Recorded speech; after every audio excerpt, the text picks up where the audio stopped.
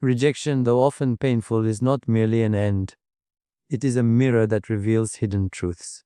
For the narcissist, rejection is not just loss, it is a collapse of the false self they so carefully constructed. What appears as anger, silence, or withdrawal on the outside is, in reality, an unraveling of their inner illusions. Behind the mask of superiority, there is fragility, emptiness, and a desperate need for validation. To witness what happens within them is to witness the disintegration of illusion, the battle between ego and vulnerability, and the deep hunger that can never be satisfied. When we speak of the shattering of the false self, we are not speaking merely of a wound to the ego, but of an earthquake that destabilizes the very foundation on which the narcissist has built their identity. The narcissist's self-image is not constructed upon authenticity, but upon a carefully curated illusion. It is a mask polished and reinforced by admiration, validation, and control.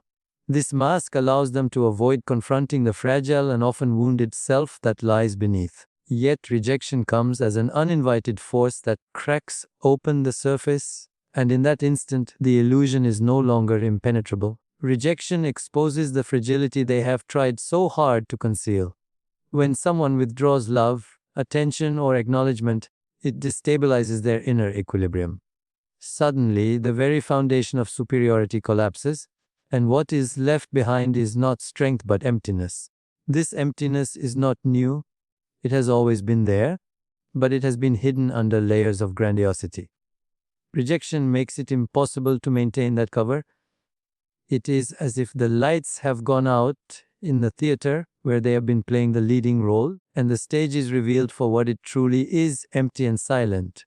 In that silence, the narcissist experiences a kind of inner death. Their sense of self was never nourished from within, but always borrowed from without. To lose the supply of admiration is to lose a mirror that reflected back the image they clung to. Without that mirror, they are left facing the void within themselves, and the void is unbearable. This is why the shattering of the false self is so traumatic, because it is not only the end of a relationship, but the collapse of an entire inner architecture built to shield them from vulnerability. The narcissist does not grieve rejection in the way that a grounded individual might. For most, grief is painful but real. It carries the potential of healing, of acceptance, of new beginnings. But for the narcissist, grief is distorted. They are not grieving the loss of a shared bond. They are grieving the loss of the image they maintained, the sense of power they derived, the mask that allowed them to feel significant. Rejection is less about love lost and more about the dismantling of a false identity. In that dismantling, rage often arises. Rage is their immediate attempt to glue the fragments of the mask back together. Anger provides the illusion of control when control has been stripped away. Yet beneath that anger lies a profound fragility, an ancient wound that predates the relationship, predates even adulthood. It is the wound of not being enough, of not being seen, of not being valued. Rejection does not create this wound. It simply brings it into awareness in a way they cannot escape. What follows is a desperate attempt to reconstruct the illusion. They may seek validation elsewhere. They may attack the one who rejected them. They may deny their feelings altogether. But no matter the strategy, the truth remains: the false self has been pierced, and the vulnerability beneath has been exposed. This exposure terrifies them because it is a confrontation with reality. Reality demands humility, and humility is something the false self cannot tolerate. Yet there is also, hidden within this collapse, a possibility. For when the false self shatters, there exists a fleeting chance for the narcissist to awaken to their authentic self. The pain of rejection could, if embraced, become the doorway to self-awareness. It could reveal the futility of living through masks, the exhaustion of constantly chasing external validation. But most often, instead of walking through this doorway, they retreat, clinging once again to illusion, seeking new mirrors to reflect back the image they wish to see. The shattering of the false self is therefore both destruction and opportunity. It destroys the illusion that sustained them, but it also holds the seed of transformation. Few will allow that seed to grow, for to do so requires courage, vulnerability, and the willingness to dismantle every lie they have lived by. But for those rare moments when the mask is broken, when they stand exposed and trembling before their own emptiness, there is a glimpse of truth. And it is this glimpse, however fleeting, that carries within it the silent whisper of possibility. And so, rejection, though painful, is not merely an ending, it is a revelation, a moment when the veil is torn away and what lies beneath is seen, perhaps for the very first time.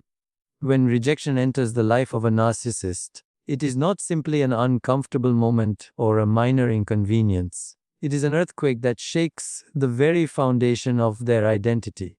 To the outside world, the narcissist may appear unfazed, perhaps even arrogant in their dismissal of the rejection. Yet beneath that exterior lies a storm so fierce, it destabilizes the fragile scaffolding of their self-image.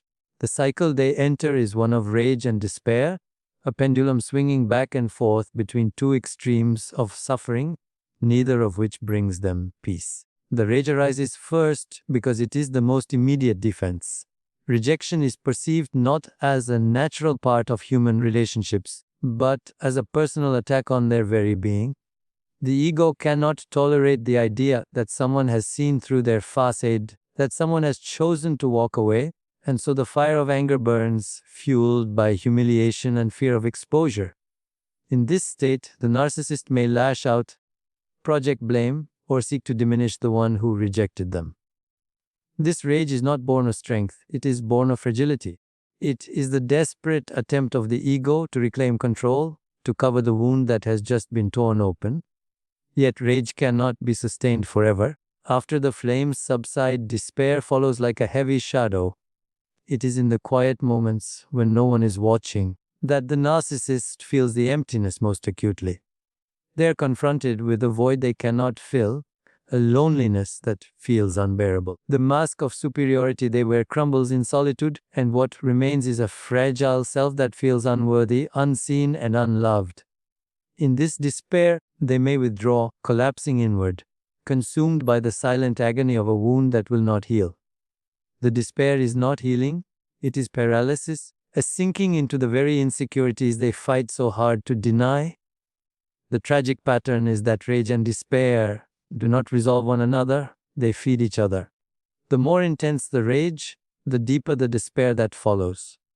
The more overwhelming the despair, the greater the rage that must erupt to conceal it again. It is a cycle without true resolution, a loop that keeps the narcissist bound in suffering. They cannot easily escape it because the ego that fuels their identity cannot allow them to face the truth beneath. The truth that their worth does not depend on external approval, but on a deeper essence within. The cycle of rage and despair is also exhausting, not only for the narcissist, but for those who stand close to them. It is a drama that drains energy, a play where roles shift unpredictably from fury to despondence, leaving others walking on eggshells, unsure of what will surface next.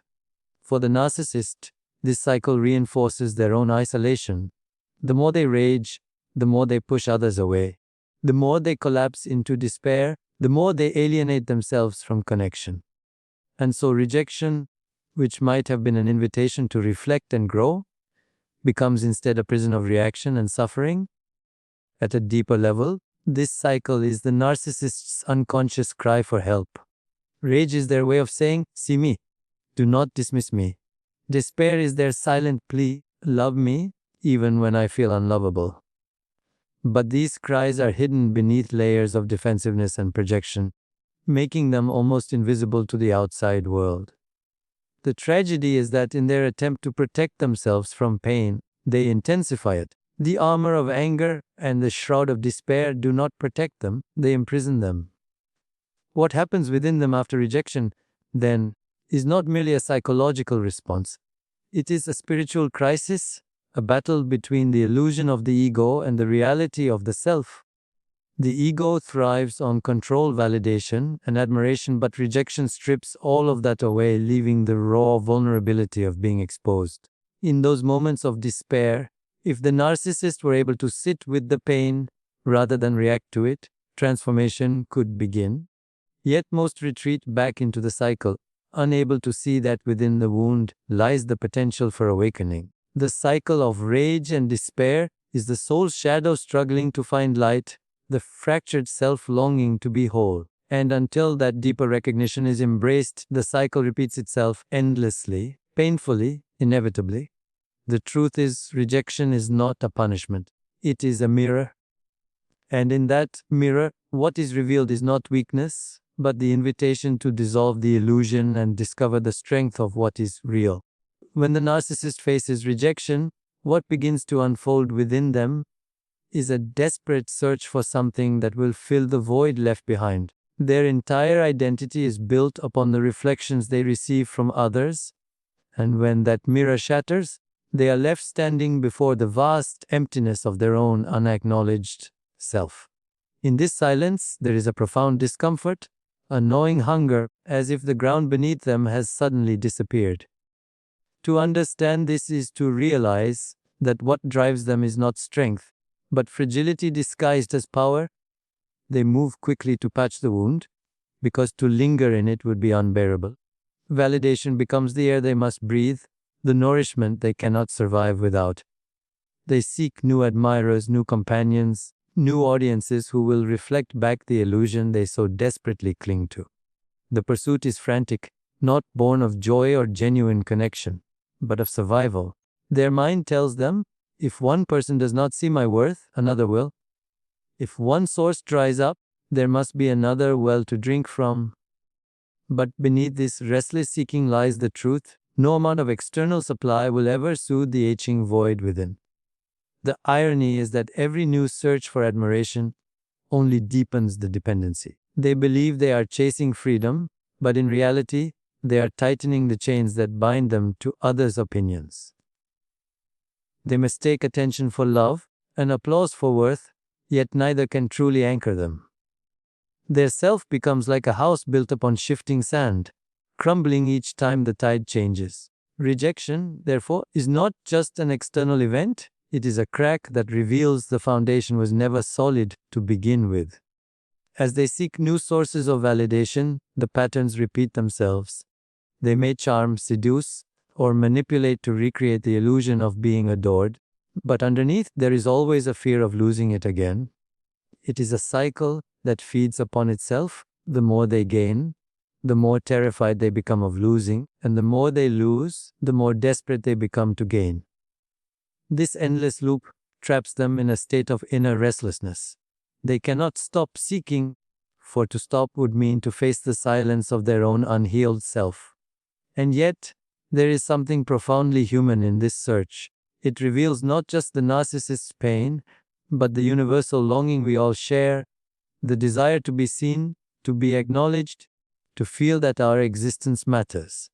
The difference is that, for the narcissist, this longing has become so magnified, so distorted, that it consumes them entirely. Where we may seek validation as a gentle affirmation, they grasp for it as if it were life itself. In truth, rejection offers them a hidden gift, though they rarely recognize it. It is the gift of being shown the cracks in their illusion, the places where healing must begin. But instead of turning inward, they turn outward, replacing one mirror with another, avoiding the stillness that could transform them. For it is in the stillness, in the courage to face the emptiness, that the possibility of awakening resides. To remain in the cycle of external seeking is to remain a prisoner. To pause, even for a moment, and meet the wound within is to glimpse the possibility of freedom. And so the desperate search for supply is not just a symptom of their rejection, it is a reflection of a deeper truth about the human condition. When we define ourselves by the reflections of others, we are never truly free. The narcissist embodies this truth to its extreme, but the lesson is for all of us. To seek endlessly outside ourselves is to chase shadows. To turn inward is to discover light. The wound of rejection will always whisper to them, reminding them of their dependence, reminding them of their fragility. They will keep seeking, keep running, until one day they are willing to stop and listen to that whisper. Until then, their search continues, not for love, not for truth, but for mirrors that keep the illusion alive. And in that endless search, the true tragedy is revealed. The more they chase, the further they drift from the one place that could ever bring them peace, their own authentic self.